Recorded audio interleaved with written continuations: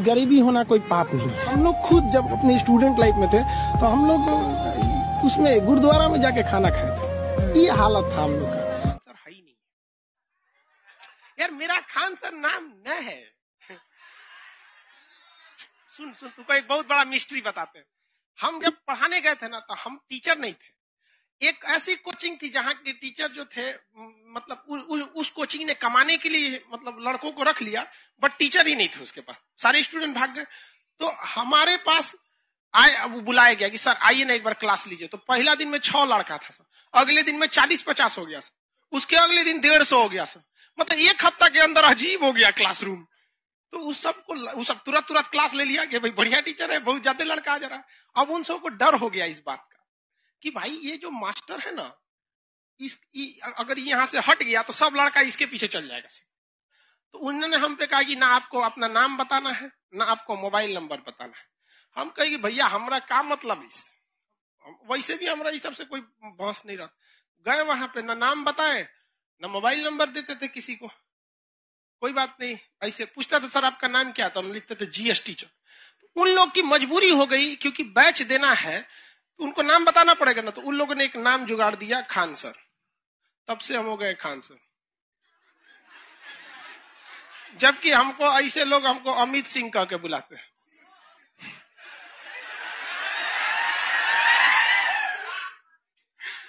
हम इसीलिए कभी कभी बोलते हैं आप हमें समझ सको, अभी आप में इतनी समझ नहीं।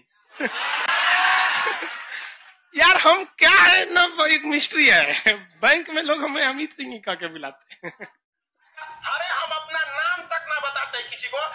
किसी को अगर हमसे ये उम्मीद है कि हम अपना जाति, धर्म या अपना राज्य, जिला का लिए हैं, गलत है।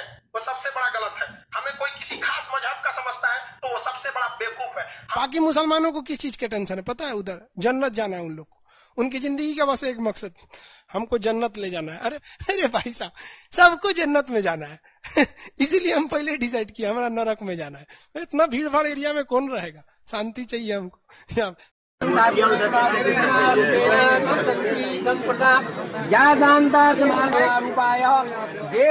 कोई पता नहीं है, लेकिन फ्रांस के राजदूत को बाहर ले जाए गए हम। ये देखिए इसको आपको कुछ पता नहीं है।